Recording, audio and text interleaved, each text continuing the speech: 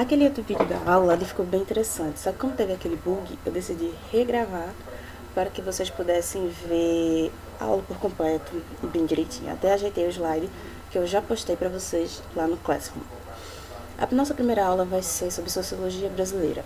E nós vamos fazer assim, eu vou começar a falar de autores que escreveram sobre o país, que são as questões que mais caem no Enem, e o pensamento deles e como eles se interligaram. Na nossa primeira aula, nós vamos falar aqui de Florestan Fernandes, Gilberto Freire e Sérgio Buarque de Holanda. Primeiramente, temos que fazer um contexto de como a sociologia se desenvolveu no país. Eu estou aqui com o mapa do Brasil de como se começou a nossa economia, por assim dizer. Aqui nessa barra verde, nós temos então cana-de-açúcar. Em vermelho, nós temos o tabaco. Em amarelo, nós temos a pecuária. E pode ver que aqui temos algumas manchas entre pecuária e agricultura. Aqui nós vamos ter a questão da borracha.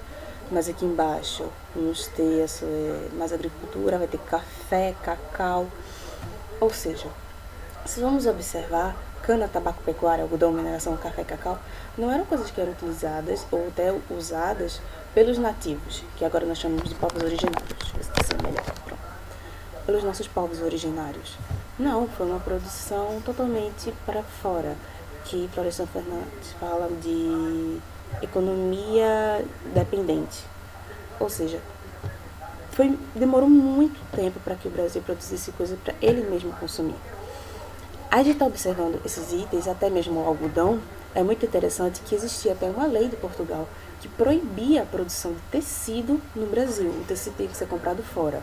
Ou seja, tudo tinha que ser importado, tudo tinha que ser pensado no mercado externo, não no mercado interno. E se a gente for observar aqui bem, nessa região tinham grandes fazendas, grandes engenhos. Aqui também, ou seja, não, aqui não, mas era mais no litoral. Ou seja, era toda uma economia de plantation e também era tudo baseado na terra, nos escravos e nos nativos. Como é que nós podemos pensar nisso? Porque quando se chegou para poder fazer a apropriação da terra, se começou a se negociar com os nativos. Porém, os nativos, eu vou chamar de nativos, mas o correto são povos originários, que são os indígenas. Eles não tinham essa ideia de capitalismo que o branco colonizador tinha. Eles tinham uma ideia mais de agricultura de subsistência, ou seja, eles viam a terra, eles viam tudo apenas para sobreviver, não seria sobreviver, mas para viver bem.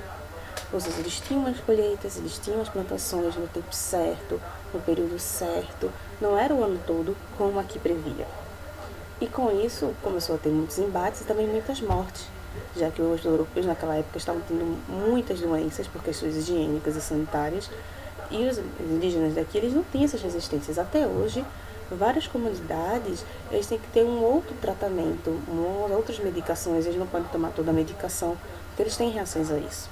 Então foi quando começou o tráfico de escravos, que era um negócio que já estava sendo muito lucrativo para muitas pessoas na Europa, e implementaram no Brasil, sendo o país que mais importou escravos. Isso contado, porque nós também temos relatos históricos que pegamos escravos da parte da Argentina, da parte do restante da América Latina e tudo mais.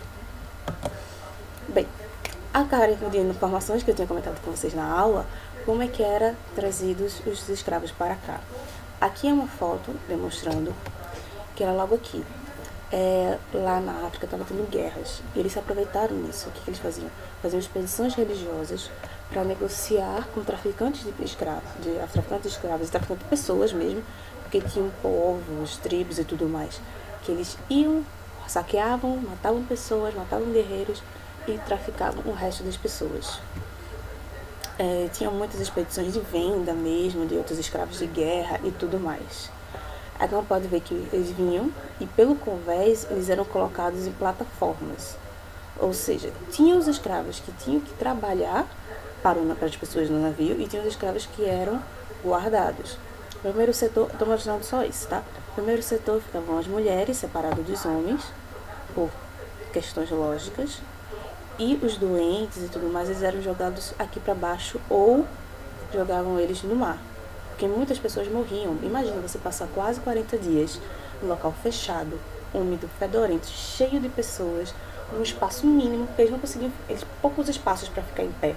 Eles ficavam em espaços muito pequenos, eram praticamente uma jaula que eles colocavam amarrados. Imagina quantas feridas eles se desenvolveram. Mães com bebês, muitos bebês morriam por inanimação. Então era algo muito delicado. Para quando chegavam aqui, todos eles eram separados, ou seja, vinha a família inteira e o pai iria para uma fazenda, a mãe iria para uma empresa, os filhos iriam, empresa não, né? Não seria um engenho. Os filhos iriam para outro lugar, porque se eu separo a família, separo as comunidades, eu consigo controlar eles melhor. E assim eu tiro deles o que chamamos de simbolismo, violência simbólica. Tiro deles não. Eu faço com eles o que chamamos de violência simbólica, que é o que? Você retira da pessoa a sua cultura. E como um humano ele é um ser cultural e social, então eu faço com que essas pessoas elas se desintegrem como ser e sejam apenas a mão de obra que eu preciso. Isso foi feito por todo o Brasil e foi muito bem aplicado.